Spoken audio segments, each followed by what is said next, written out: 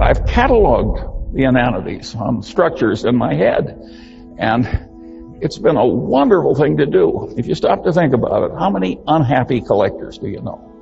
Whether they collect silver or mistresses or,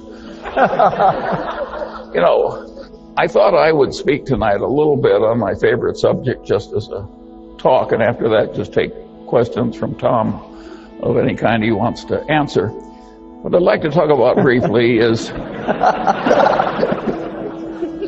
You think I'm kidding? The topic I'd like to talk about briefly is common sense. Which isn't common. Yes. See? And what people mean when they say a man has common sense is uncommon sense. And usually they don't mean that the man has a narrow little activity he's good at, like knitting sweaters, and he sticks to that. What they mean is a man that can operate over a pretty broad range of human territory without making any big boners. And that is a very important thing to be good at, and the question is how you get it. I was very lucky in my own life because every place I looked, at the pinnacle, there was a guy that was better than I was. And one of my father's best friends was a great surgeon with a vast mechanical ability. And I knew what this man did with his mechanical abilities in inventing all these spreaders and things he used to do his operation. But I would never be as good as he was. And everywhere I looked, there was somebody like that. And there was all this folly out there, and I suddenly realized, like, if I just avoid all the folly, you know, maybe I can get an advantage without having to be really good at anything. And I kept doing that all my life, and it worked so well that I enjoy sharing it with people like you. It really works to tackle much of life by inversion, where you just twist the thing around backwards and answer it that way. I have to give problems to my children, and once when I had all of them together, I said, well, there's an activity in America. There's a one-on-one tournament. And the national champion became the national champion on two separate occasions, 65 years apart. Name the activity. And 7 of my children could not remotely do it. The 8th is a PhD physicist, and he did it very quickly. And what he did was he just turned it around. He says, it cannot be athletic. And he realized that no 85-year-old was ever going to win an athletic thing with the neurological and other deteriorations that are so evident tonight on the stage. And so I said, well, could it be chess? He's a chess player. And he realized that no 85-year-old was ever going to be the U.S. chess champion. He knows what a chess tournament is like. But that led him to checkers, a game that you could almost master with enough experience. And of course, that was the correct answer. It took him about 15 seconds. All kinds of problems like that look so difficult. When you turn them around, they are quickly solved. And so this process that I've gone through life doing of identifying folly and trying to avoid it has worked wonderfully for me. Another trick that I got very early was that I loved big ideas that had a lot of instructive power. And I liked them so well that I didn't mind when they were in somebody else's territory. I just went in and took the ideas. So I paid no attention to the territorial boundaries of academic disciplines. And I just grabbed all the big ideas that I could. And then I used them in daily activity to solve problems and amuse myself and do self-education and so forth. Well, that makes me a collector. I'm a collector of inanity. And I've cataloged the inanities on structures in my head. And it's been a wonderful thing to do. If you stop to think about it, how many unhappy collectors do you know? Whether they collect silver or mistresses or, you know, by and large, collectors are happy. And collecting inanities is just wonderful. if you collect stamps the way I once did, I soon had a U.S. stamp collection I couldn't afford to add a stamp to. Well, what fun is collecting when you can't afford the next stamp? When you're collecting inanities, there's never a shortage. And there's all this low-hanging fruit.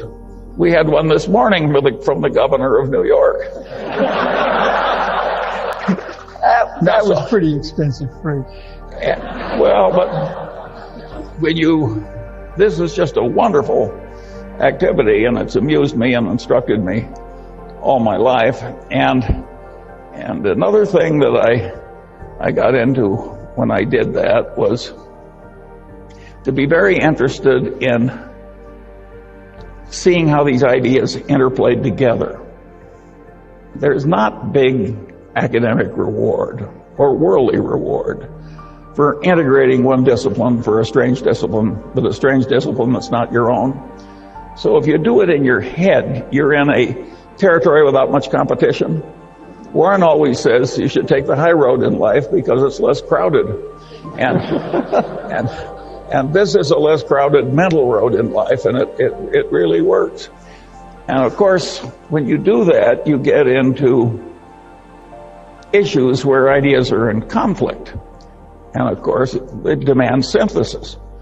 Well, a lot of people, when they see a demand for synthesis, immediately retreat into whatever orthodoxy they came from. That's not the Munger. If there's two big, powerful ideas and there's a terrible tension between them and synthesis is demanded, I look it up if I can, and if I can't look it up, I try and figure it out. And if I have a poor approximation, I use that for a few years until it gets better. I got another idea that was very useful. I always liked Occam's razor. Now, that is a wonderful way to think. You can argue that Einstein's whole career was just a marvelous demonstration of Occam's razor. E equals mc squared is a pretty damn simple idea, but think of the power of it. And then Einstein developed, some people say, a counter-corollary to Occam's razor. This may be apocryphal because I've never seen it in any original source I trusted, but I've seen Einstein quoted with this observation over and over again. Everything should be made as simple as possible, but no more simple. Well, if Einstein didn't say it, he should have said it, because this is a very sound idea. I later developed a supplement to that corollary. And my supplement to Einstein's corollary was that, about Occam's razor, was in messy social science, if the result you're observing is a Lollapalooza, look for a confluence of multiple causes, multiple forces operating in the same direction. I got to that idea when I was trying to explain to myself how the Moonies were able to get some student to come out for a weekend in the country. And at the end of the weekend, the guy was a brainwashed zombie who was the slave of some megalomaniac nutcase for the rest of his paltry life. And this is obviously a Lollapalooza result. And so I looked in academia for an easy, correct answer to this, and of course I didn't find it. I finally stumbled across a popular book done by some psychiatrist founded by the Rockefellers, who had studied the last work of Pavlov. And Pavlov had these dogs in these cages. And when the Leningrad flood came in 1920, it went right up to the dogs' noses, and they damn near drowned and died, but didn't, and the stress was perfectly horrible. And they'd all been conditioned to have these dog personalities, and when the waters receded, the personalities had reversed. Well, Pavlov, being a great science, spent the rest of his life giving nervous breakdowns to dogs and trying to reverse those breakdowns. And this is not pretty reading, but it was very instructive. And I realized that the Mooney methods and the involvement of stress was clearly part of it. I also realized that the psychiatrist did not have an adequate explanation. Well, finally, I stumbled into psychology, in which I'd never taken a course, And so I just bought the 3 main textbooks in Psych 101 in the country, and I riffled through them quickly. And, you know, I could pick up the 20 main ideas in social psychology very easily. And when I used them as a routine system, I could see that the Moonies were using about 6 of these things in combination with the Pavlovian stress. And just as the dog's brains snapped in the Leningrad flood, the Moonies have a term in their conversion method causing the target to snap. Same damn idea. Anyway, I found that very interesting. And because I'd reached a conclusion, a very unpopular, unpolitically correct conclusion that I've just given you, because it gets into religion's conversion is a tough subject. But at any rate, it satisfied me, and so I expanded it into this corollary of looking for a confluence of causes when you see a Lollapalooza result in social science. And that has been enormously helpful to me, because I find that a lot of social scientists have a weird mania where they twist everything into whatever little concept they started with. Again, it's that old saying, to a man with a hammer, every problem looks pretty much like a nail. And I have worked hard to avoid that problem. And of course, if you grab the big ideas in all the disciplines, by definition, you're a man with multiple tools. So you're less likely to commit the inanities of the people who twist every problem into being a nail. Well, at any rate, there were a series of tricks like that I used as I went through life, and it was amazing how many times I'd find something that I could easily solve with my little bag of mental tricks that had missed other people who were eminent in their field. I could go right into their territory sometimes and see more clearly than the professional denizen how his conclusions fit into the bigger picture. Again, this is a very dangerous attitude to have in ordinary social discourse. But it's a very good way to invest money. At any rate, that's the kind of a peculiar man you have here tonight. And of course, I idolized Ben Franklin because I identify with him. Of course, he was so much more talented than I am. It's just a joke to make the comparison. But at least he was a totally self-educated man that wandered over a vast amount of territory and was pretty competent over the full range. And a lot of Franklin's knowledge was psychological too. He was a great observer of human nature. And so there are implications, of course, in this attitude of mine in academia. And the implication is very simple. Social science in America is very poorly taught. And the people who are the denizens and the people that they teach are way more incompetent than they need to be. The solution is to get all these social scientists, or the ones that have the capacity to do it at least, so that they are comfortable across the boundaries of disciplines and see where the ideas conflict. Let me give you a simple example. If you went around Caltech and asked people, where do the laws of chemistry not apply? Practically everybody would say, well, they don't work in a hot plasma. No big deal. But if you ask a bunch of people that have taken the main course in economics and have gone on to business school in America, you say, well, you're selling something in which is measured in units, and you want to sell more units. Do you raise the price or lower the price? Well, they've seen supply and demand. So you lower the price. Then you say, tell me the occasions on which, if you want to sell more units, you raise the price. Now, this is an intelligent group. You've been through social science. I'm giving you some time. Will anybody who has the right answer raise his hand? Yeah, luxury goods. That's what do. About 1 in 50 comes up with the idea of luxury goods. Right. That the price is sort of a signal that it's high quality. And if it's not a signal of high quality, it's a way of bragging to your friends that you have both discrimination and money.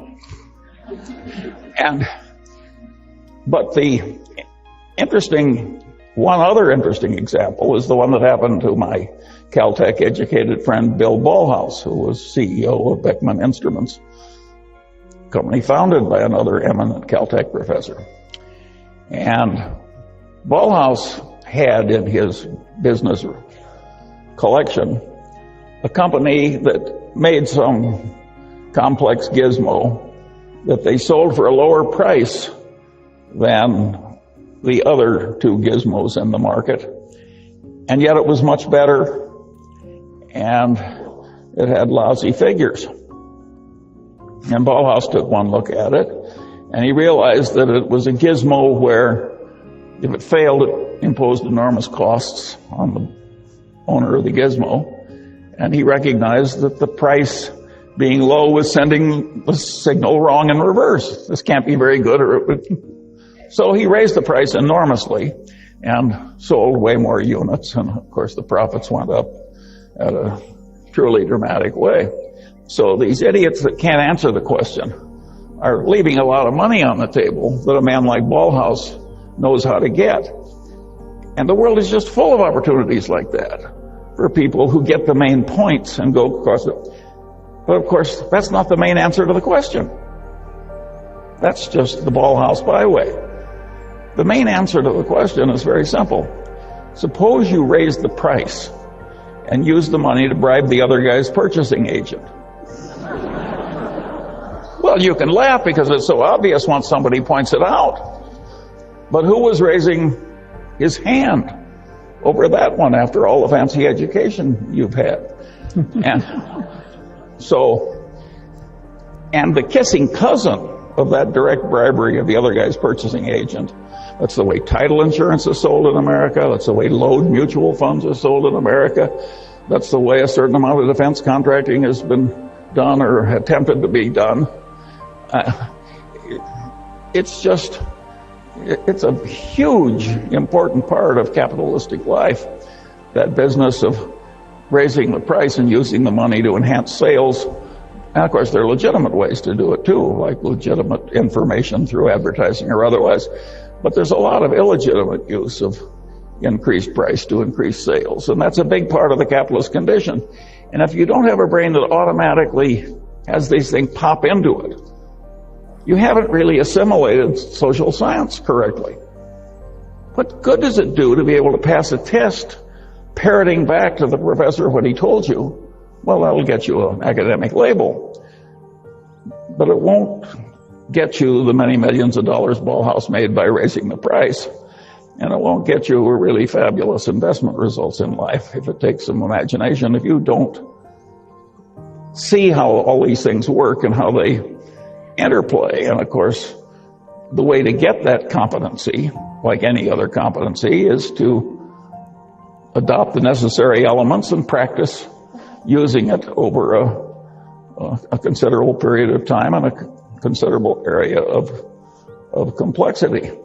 And now, get to a really interesting question.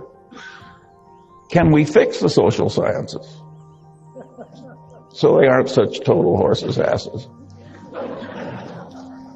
And the answer is yes. Is it likely to happen? The answer is no. It will happen eventually because, well, here I'm going to lose my humility prize. I had a guy in the Harvard Law Review ahead of me. He said to me once in the course of an argument, he said, "Charlie, think about it for a while and you'll agree with me because you're smart and I'm right." Well, the liberal arts are going to come to the Munger system in due course because they're smart and I'm right. It can be done better, but it can't be done better with a crazy reward system that allows people to be as silly as they are in many departments. I always liked the story of P.J. O'Rourke, who said, you know, he says, the last communist dictator of Albania was a pure communist. And he finally threw out the Russian embassy because they'd lost the pure faith. And then he kicked out the Chinese communists because they'd lost the pure faith. And he said, finally, he was only comfortable with two places in the world. One was the communist dictator of North Korea, and the other was the English department at Yale. Well, you think I'm kidding, but there is a lot of extreme craziness in some of the liberal arts, and they select people who share their craziness. And it is not necessary that academia tolerate forever this lack of multidisciplinary competence. It's not that hard. If some aging, untrained, fat, old man can do it, you know, surely the young, brilliant liberal arts people can do it. It will take a different incentive and a different system. It might even be that a place like Caltech could do it, but they'd have to get a rather unusual person to do it for them.